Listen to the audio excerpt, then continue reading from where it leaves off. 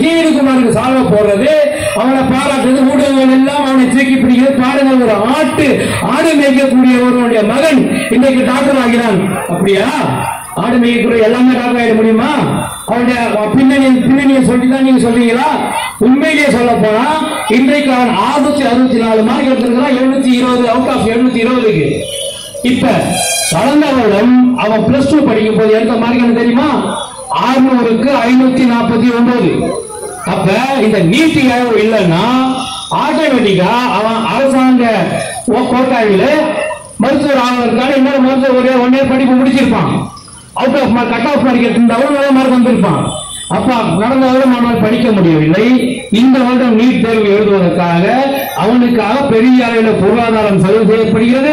அவனுடைய டீச்சர்கள் இருக்காங்களே, அந்த டீச்சர்கள் முதற்கொண்டு பிஜேபியை சேர்ந்த முக்கிய நபர்கள் எல்லாம் அவனுக்கு பொருளாதார உதவி கொடுத்து எங்கள் தனியார் நிறுவனத்திலே பயிற்சி மையத்திலே படிப்பு 1 வருடம் படித்து அதுக்கப்புறம் இந்த தேர்வை எழுதியிருக்கிறான் அவன். அப்ப எல்லா ஆடும் மேய்க்கக்கூடிய நம்ம அவனுக்கு இந்த வாய்ப்பு கிடைக்குமா?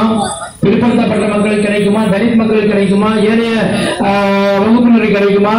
அப்போ அரசு பள்ளியில படிக்கிறாங்க. இன்னைக்கு கூட அரசு பள்ளியில படிக்கக்கூடிய 300 பேர் மருத்துவர் அவர்களுக்காக கனவில் இருக்கிறார்கள்.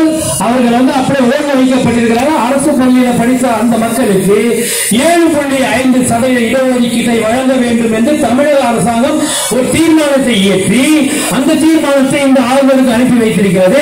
இதுவரை அவருக்கு ஒப்புதல் தர மறுத்து கொண்டிருக்கிறார். அப்ப என்ன அர்த்தம்? அந்த அரசு பள்ளியில படிக்கக்கூடிய மாணவர்கள் ஏழை மக்கள், இவர்கள் டாக்டர் ஆகக்கூடாது என்ற அந்த நிலையிலான அந்த நீட் தேர்வு யாருக்கு பயன்படும்? கார்பரேட் நிறுவனங்களுக்கு. கார்பரேட் நிறுவனம் எதை யாரை விரும்புகிறதோ அவரை டாக்டர் ஆகும். இந்த ஜீவனுக்குமாரை விரும்பி இருக்கிறது, அவரை டாக்டர் ஆகி இருக்கிறது. தனியார் மையத்தில் போய் பெரிய அளவு பொருளாதார செலவு பண்ணி படிக்க முடியுமா? ஒரு சாதாரண மக்களால, சாதாரண மாணவன் படிக்க முடியுமா? அப்ப நீட் தேர்வு என்பதே கார்பரேட்டுகளுக்கு உதவக்கூடிய வகையில வந்திருக்கிறது. அது ஒரு விஷயம், முக்கியமான விஷயம். அது இல்லாம சாதாரண அரசாங்கம் வைக்கக்கூடிய தேர்வு ஜெயிப்பது போயிருப்பாங்க. இந்த 300 பேருக்கு என்ன நிலவரம்? இந்த 300 பேருடைய மருத்துவ காவை வந்து சிதைப்பது யார்? ஆளுநர் தானே, மோடியுடைய பிரதிநிதி தானே.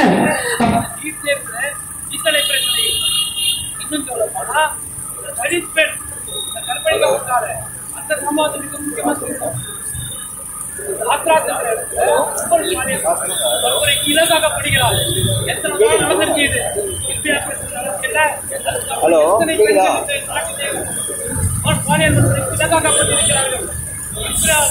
விஷயத்துல தெளிவாக ஏபிசி சொன்னார். வழக்கறிஞர் இருக்கிறாரு.